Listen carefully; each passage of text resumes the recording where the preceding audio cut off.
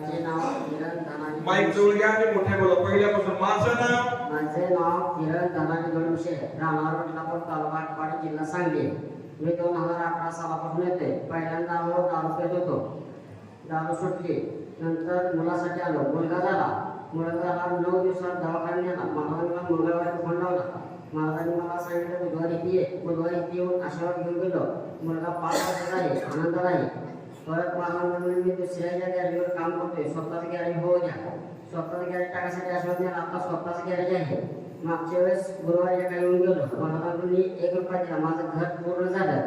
आज महाराजांना मी निमंत्रण द्यायला आलो की 9/9/2024 सोमवारी मी घरी बोलवलेलं आहे. किती चांगलं झालं. दारू पित होतो आणि दारू पित असल्यामुळं माझ्याकडे काहीच नव्हतं. त्याला मूलबाळ नव्हतं, बरोबर ना? मूलबाळ नव्हतं. दारू प्यायची बंद करायला आला. आशीर्वाद घेतला, दारू प्यायची बंद झाली. बायकोला घेऊन आला. बायकोला आशीर्वाद घेऊन जाऊन तिला लेकरू झालं. पुन्हा काय झालं? गॅरेज स्वतः दुसऱ्याच्या गॅरेजवर कामाला होता. त्याने पण आशीर्वाद मागितला. गॅरेज पाहिजे, मला स्वतःच झालं पाहिजे.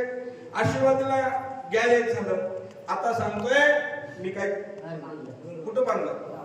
गावात बांधलं. किती लाखाचं?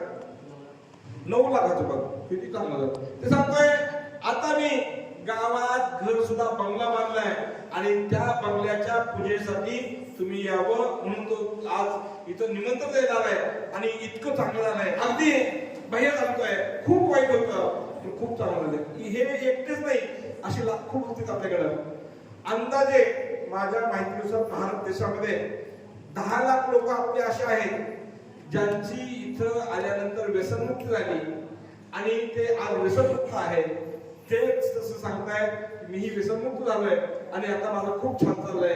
टाळ्याच्या गजरामध्ये करूया. धन्यवाद. आशीर्वाद द्या.